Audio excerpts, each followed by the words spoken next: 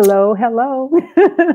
Go ahead, Dr. Latanya. Happy Friday. Happy Friday. So Yeah, here we are. We made it. Well, I won't say we made it through April, but we made it through 4 Fridays in April. exactly. We did it. We did it. Rounding out Financial Literacy Awareness Month. And all of this came about for those who are just kind of tapping in with us. This has only been like 7 weeks since we met, not even 2 full months since Yes, we met. right. Um, That's so right. there is a lot to be said about taking massive action, right? Because it Hmm. truly influences the amount of Yeah. impact that you can create. And especially when you're collaborating in spaces with shared interests and outcomes. So thank you again, Dr. Pamela. Yes, I know. And we actually met through the Congressional Black Caucus Foundation when they had a talk late February, I think it was. And we actually followed up through LinkedIn Mhm, with one another. And that's what's led to this powerful series that we've done this month. mhm. And so there's a lot to be said also for the fortune being in the follow up. Right. Ooh, yes, there it is. Yes. There it is. So, just to kind of recap, especially if you're Hmm. just joining us, if this is your first Friday joining us, Hmm. um, I am Dr. Latanya White. I'm the founder and creator of Dynastic Yeah. Wealth, which is a framework, an evidence based framework to help families who are in their early kind of first and second generations of building wealth find ways to process their financial trauma, and then that Hmm. leads them to the ability to create wealth in Yeah. all its forms. We talked about those Yeah. 5 pillars of dynastic wealth a couple weeks ago. um Yeah. my colleague and soror, Dr. Yes. Ellis. Yes. I am Dr. Pamela Ellis, founder of Compass Education Strategies and Compass College Advisory. And what we do is partner with parents to support their teen with finding those colleges that are the right fit for them, a college that feels like home without overpaying. And the heart of our work is with families. So it's not just with the students, but with parents as well. And through our work, 95% of our students have been admitted to their top choice colleges, and the average scholarship is $75,000. And so we've been at this work for a long time, and it's just great to see the impact that we're making with those families that we're supporting. And also, too, our title is around economic mobility through higher education. And Dr. Latanya, you have been in higher education as a professor, and so a lot, a great deal around just, kind of the preparation for students and the dreams that those students have, because for many of them, education is their, pathway for greater wealth after college. Right. So, And just one point of clarification: in my former life. former life, that's right. I know mine too. I used to wear that professor hat, but no more. Right, exactly. I am grateful for Yeah. the student that I became as a professor. Yes. But I'll say, especially, and many thanks to my colleague Eunice Kofi Obang, who actually Hmm. introduced me to the whiteness of wealth. So Dorothy A. Brown is a professor now, Hmm. or at least recently at Emory University, has a Yes. background in like tax policy. Hmm. And if I recall correctly from when I first engaged with the book, and I listened to the audio, she shared how she was looking for a an occupation Yeah. in or specialty in the legal field where she could maybe escape racism or systemic oppression. And she thought tax policy was the Would place be it. to be. But what she Yeah. found in her research and talking with her parents, I believe, was a Mhm. significant influence on her work and what she produced Yeah. in the book. She found that if that probably is the root Mhm. of a lot of it. So Yeah. one of the things where you and I connected even more Mhm. deeply around the title in the book is the insights that she Yes. provided on the pursuit of higher education and Yes. education and how tax policies um, Right. are an impediment to economic mobility through higher education. What Yeah. you had a recent presentation, you said that you shared some Right. that stood out. What was that? Yeah, so actually, just a couple of weeks ago, I was invited to speak for an employee resource group at a major corporation. And the title of my talk was called Financing the Future, a Path to College Access and Wealth Building for Black Families. And as part of my talk, it was, sharing some data around, where we are as a Black community in terms of higher education. And I found some really interesting data that I wanted to share during our talk together because I think that it does lead in well to Dorothy Brown's book, The Whiteness of Wealth, and some of the things that she shares in the book. And so, one of the things is that 26 to around 34% of Black Americans have a college degree. And I had a little bit of data that came from several sources. So that's why I said that range. The other interesting thing was that HBCUs Mhm. represent 3% of all colleges and universities in the US. 10% of Black students Mhm. attend HBCUs and they graduate 20%. Okay. And you can see there that there's that gap Right. where we're not graduating at the same rate. And Dorothy Brown mentions that in the book as well. So, Mhm. interesting data point. But the one that really stood out most for me and was jarring was mobility, Mhm. economic mobility. And I know for myself, coming from a low income background, and for many of us still today, for going to college, we see that as a way to move up Right. a level or two. For Black students, 7 out of 10 move downward from their parents, 1 to 2 levels.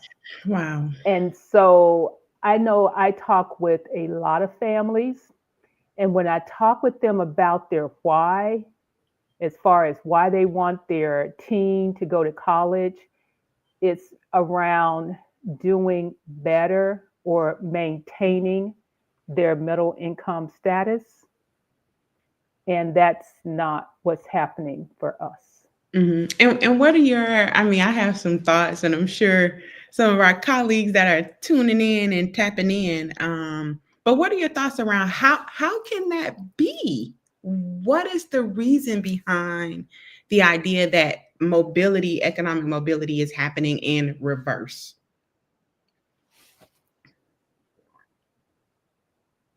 Hmm. I think part of it is not completing Hmm. in terms of going to college, but not finishing. Hmm. So Hmm. we have a higher dropout rate. And for many of us, in terms of the figures, as far as those who are in college, Hmm. it's working adults Okay. rather than going straight from high school to college. Gotcha. And that changes things often when you are taking that time away, perhaps starting a family, working, doing some other things before going. Yeah. And so those are my initial thoughts about it, but I'm curious to hear what you think. And also for some of our listeners, what they may be thinking when they hear that statistic. hmm and I guess what I'll preface my response by saying is I Mhm, so deeply appreciate how Dorothy A. Brown looks at this from a such a holistic, mhm, comprehensive approach. Like it's right. systemic, right? So I recall being in a faculty meeting or in a department meeting. We were Mhm, looking at, changing the textbooks. And at the time, and this was in Florida. So I think mhm, that's enough context, right? We're yes. talking about Mhm, a publicly funded, historically Black college in the state of Florida. If that's not the makings of a perfect storm, I right. absolutely don't know what it is. But we were in like the throes and the headwinds of the Mhm, Textbook Affordability Act and all of the yeah. fallout and repercussions around that.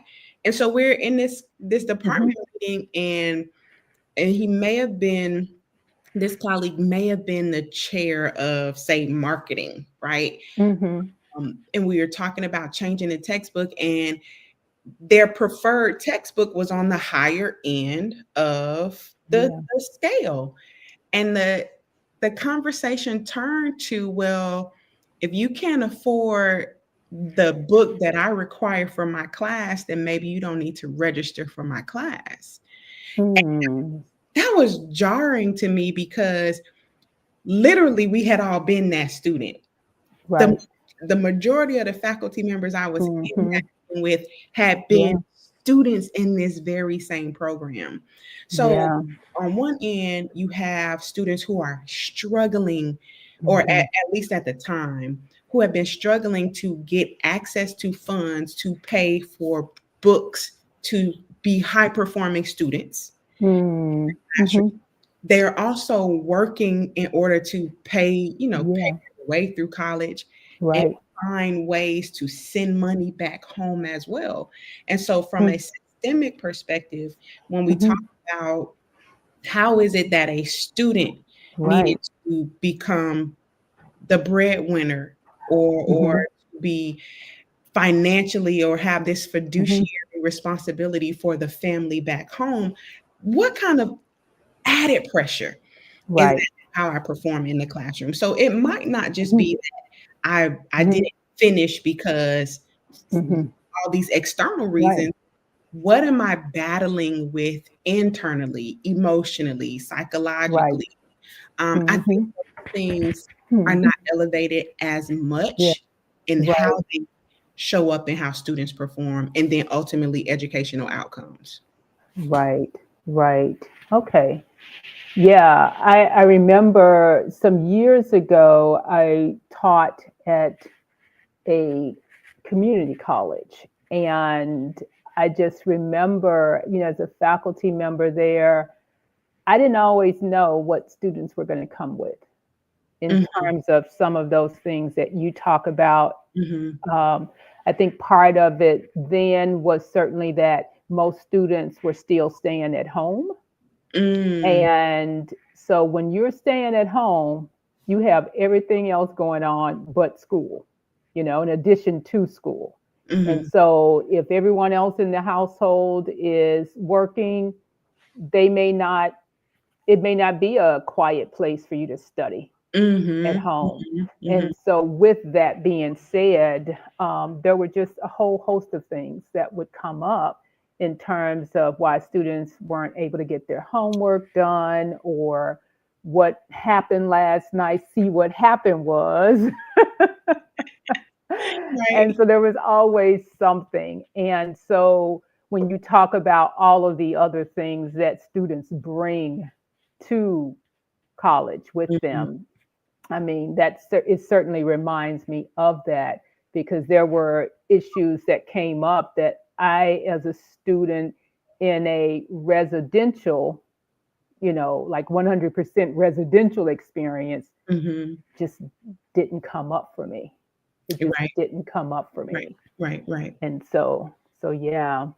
The other one of the other Mhm. components about what Dorothy A. Brown shared was the endowments and how Right. HBCUs compared to our historically white counterparts and the way and the financial means that they're able to offer Right. and extend to students. So Yes. what may have been some of your takeaways from that thread of the text? Oh, oh, definitely. Well, it's clear that that is the case. And Dr. Johnson, yeah,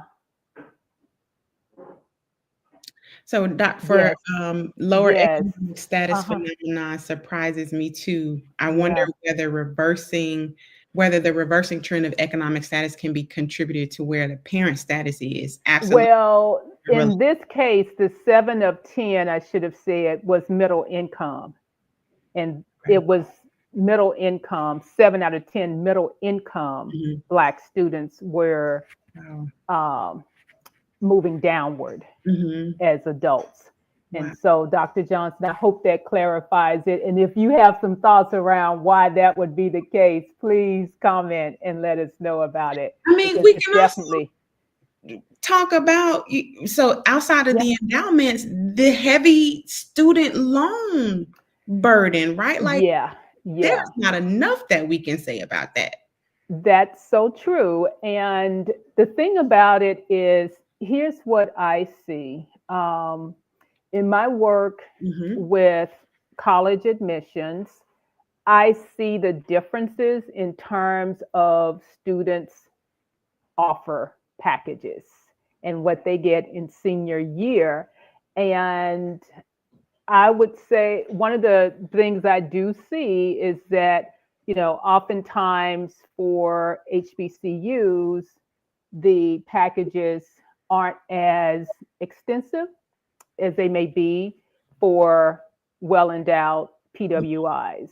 And I attended, Mhm. Mhm. PWIs that had huge endowments, Mhm. attending Stanford and Dartmouth, and Yeah. they can afford to offer students more than, even when it gets down to what the balance will be in terms of what's left over.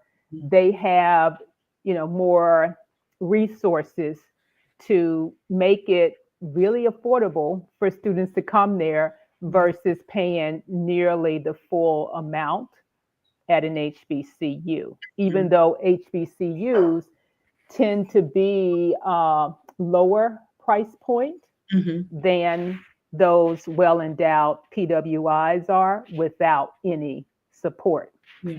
And so, with that being said, in terms of seeing just the differences in the packages for students, I have noticed too that when students aren't as strong academically, Mhm. they tend to get more loans in Wow. their package Wow. than otherwise. And so the other side of that is it's loans for the students and then loans to the parents. Yeah. And I don't think that most parents really think about what that means or what it could mean, when their student is going through high school and their grades are mediocre and they're not getting the support that they need to really bring those grades up. Right. Even making that investment earlier on can make a difference in terms of what's offered once they get ready to go to college. And so just kind of thinking about Yeah. that. And also, too, I would say, even thinking about, sometimes a broader range of colleges. And so, to that end, like everyone knows Howard, everyone knows FAMU Mhm. or NCAT. But there are some other really amazing HBCUs out there that students may not even take the opportunity to look into. Right. I was talking with a mom recently who has a son in Dallas. And I'm just like, if he's in Dallas, then, there's an amazing HBCU that's right there that he should be considering, as opposed to, I would say, considering an associate's degree there, because they can, support him in a way that no one else will support him as a African American young man. And so just even knowing about, the different variety of HBCUs that are out there and the opportunities that they have, because there are some situations where they can make some offer, like one of my students is looking at Tuskegee, and it's a great opportunity for them. And so there's a lot that's out there that sometimes we're not tapping into or really learning about, to really look at the ranges of ways that we can still be in a great institution that fully supports our teen, and then one that offers some funding where they're not completely paying it all out of pocket or paying it all through student and parent loans. Dr. Johnson chimed back in and said it makes more sense, but he still doesn't like it, and we concur. I wonder, Dr. Pamela, do you have any maybe anecdotal insights on the families that you work with and the students in particular? Are they coming from, or maybe what's the ratio between students who are in public schools or private schools? Is there any distinction between the families that you're working with? Yes. When I first started this, I thought almost everyone would be in a public school. And I was thinking, like, especially in an urban district where they may have a student counselor, a counselor to student ratio of around 400 to 1, that those would be the families that would seek out services that are offered by a firm like ours. And for, the first several years, what I've seen is that our families tend to come either from a suburban school, public school district that's already well funded, or they come from a private school. Wow. And that's been the case, all along. And it's really surprising to me, because almost, when we see students who are in a public school, that's going to be usually, in some cases, not as much offered in scholarships. Oh my goodness. Yeah. Wow. And that is, and I share this in probably our first meeting, how my daughter, she's going into middle school. And I'm just like, what's the strategic moves I need to be making? Yes. But to that last point that you made, if we can really kind of loop in, and again, for listeners or folks who are watching the replay, but have not read The Whiteness of Wealth, one of the things that really stood out to me, and for context, if I could share just a bit of background on how I got to my research question. I had been trying to make this case. I've been advocating for making the entrepreneurship class that I was teaching more accessible. At the time, you had to be either a business student or a communication student to take the course itself, because those were the only two majors that had the prerequisite course in the curriculum, right? So that any other student needed to use 2 electives to get into. Ain't nobody doing all Right. that. And so, but I didn't know how to say if more students aren't exposed to at least to entrepreneurial thinking. Not Mhm. everybody's cut out to be an entrepreneur. Right. I Yeah. admit that, right?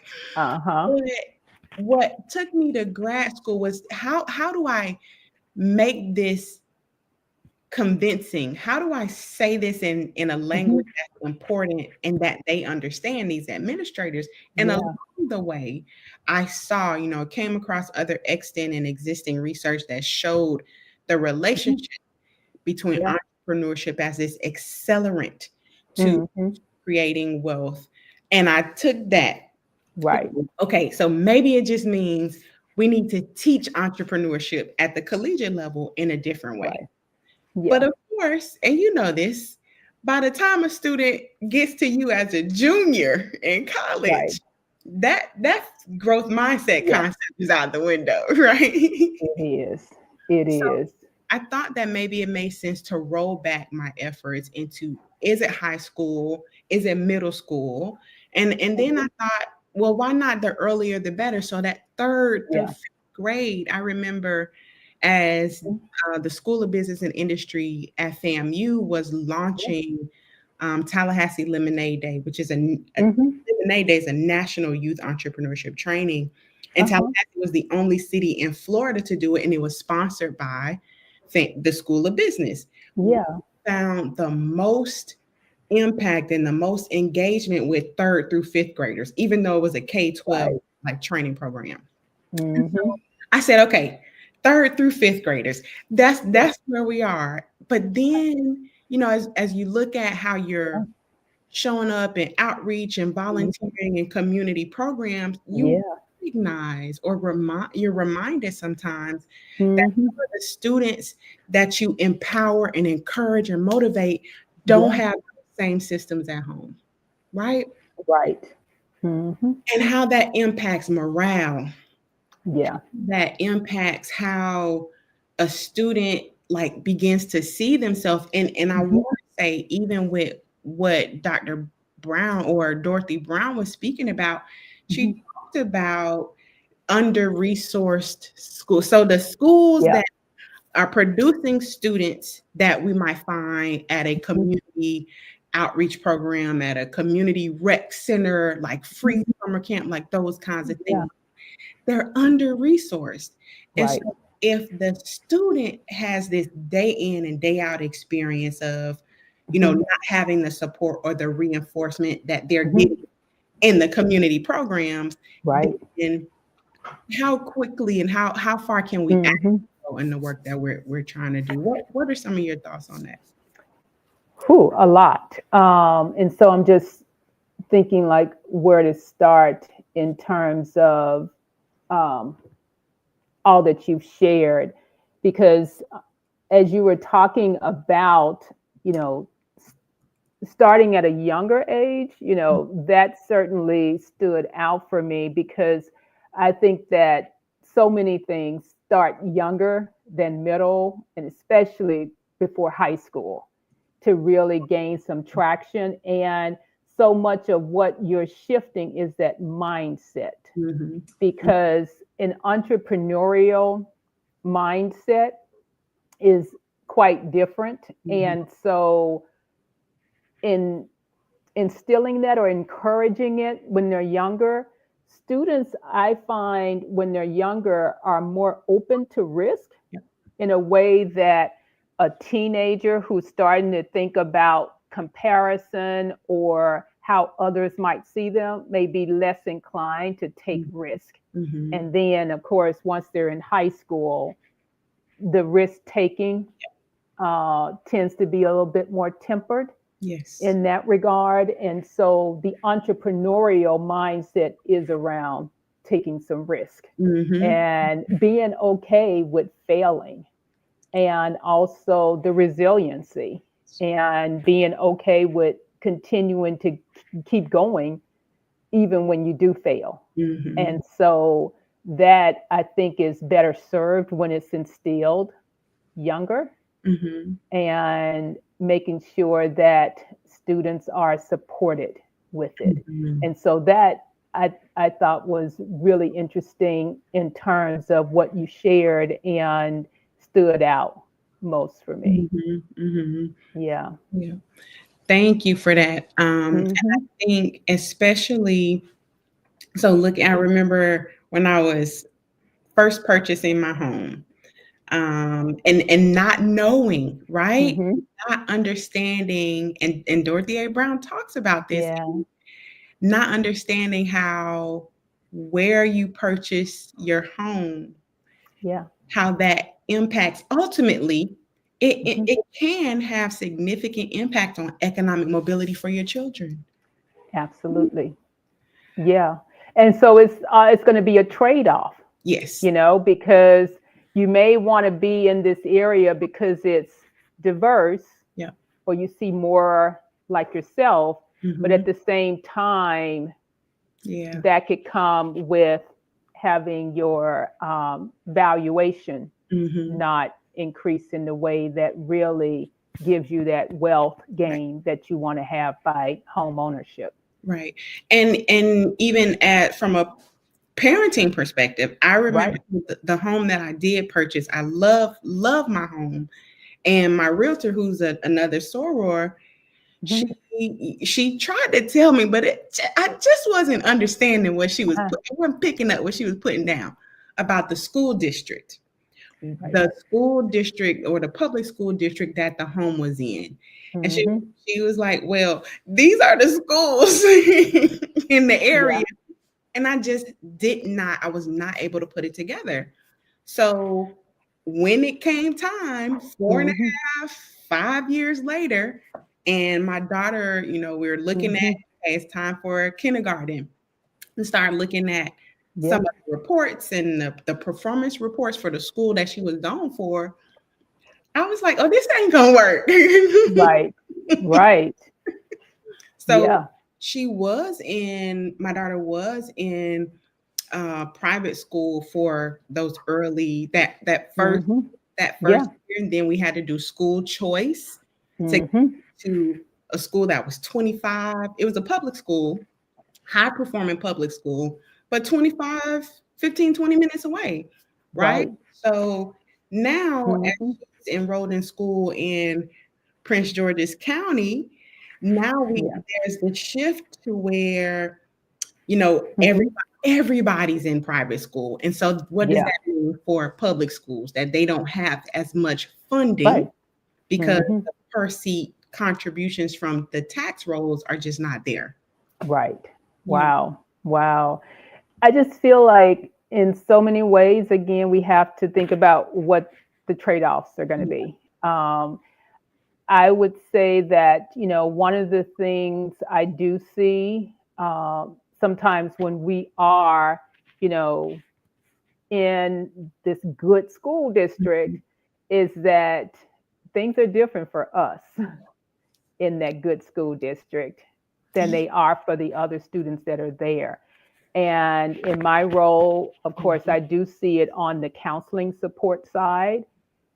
Wow. And it's the same way when we are in private schools and we're Mhm. paying for it, but not getting the services that Mhm. everyone else is getting. Mhm. And, I definitely see that as I'm working with students. And so that's where I really encourage parents to always be proactive and not, just assuming that it's going to be okay because it's a good school district and that they are being placed in the right classes. Like, no, you need to confirm that and Mhm. make sure you have a plan in place. Mhm. And then, in the same regard in the private school, like, why can't they take that class?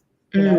What is it that, they're being recommended for this versus the one that we know they Right. should be taking? And so Right. just kind of, being on top of that and not just assuming that because you're paying tuition that it's being taken care of. Mhm. We still have to be that much more diligent.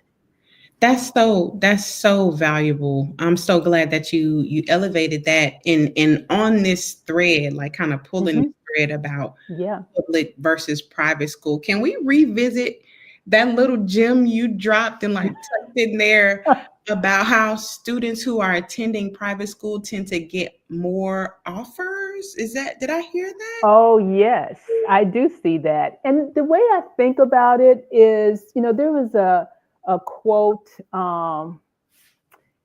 growing up, and I can't quite, Mhm, even paraphrase it right now, but the thing I think about is like with funeral homes, mhm. Okay, how okay. they say you're going to either pay me now or pay me later. Maybe not the right analogy, but Right. yeah. So I feel like sometimes we as parents feel like we're going to save money by paying property taxes, Mhm. other taxes, and just having them go to school for free at a public school. And then when it comes to college and they're Yeah. applying, because of it being a public school where it's a little bit more questionable around how ready they are, Mhm, they mhm, don't get as much scholarship support. But for that school where you've been paying out tuition mhm. for it, you make Got it up with the scholarships in got it. college. Wow. That is Yeah, significant. That is so yeah, important. And I'm sure it's yeah, not extremist, right? I'm sure yeah. it's not that if you're in public school, you won't get anything, but just, Right. your Yeah, experience and yeah, anecdotally, the data shows that yeah, those yeah. students, I mean, I wow. could, we do track a lot in our system, and I bet you I can look back at it, Right. look at who's gotten how much money, Wow. where did they go to school? Wow. Yeah, That's so that would be some interesting data. I'm gonna it would challenge be. you and your team. I'm gonna challenge you to do that. Because I would We gotta do this business development. We don't have time. exactly, exactly. And so then how are you seeing just once the Mhm. student does get to college? I know we talked about the 5 forms of fit. And actually, can Yeah. you recap those 5 forms just so that everyone's Oh, absolutely. So the five factors of fit, which just so happened by coincidence to be aligned with your five programmatic thrusts, there are academic, social, financial, vocational, and cultural. true. Yes, yes, Yeah. yes.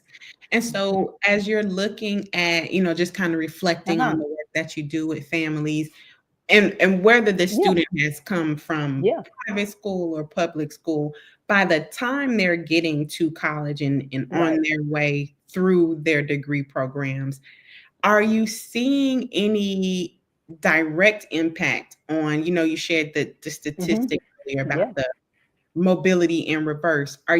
What kind of impact are you seeing within your families about job offers, and what's happening post graduation? Yeah. I I am actually seeing students have Mhm, success afterwards. mhm, mhm, And largely, it's on seeing those students and how they're taking advantage of mm, the college experience. okay. And so, one of the main things is I see a lot of major changes. And Mm, that's why I'm always talking with parents about don't worry about the major. Don't worry about it. If they don't know, that's fine. okay, right. I see a lot of changes there, whereas students are coming to really spread their wings in a sense and discover what it is they want to do. Mhm, Because for so many students, when they're in high school, their parents are doing a lot for them. Their parents are making decisions sometimes for them.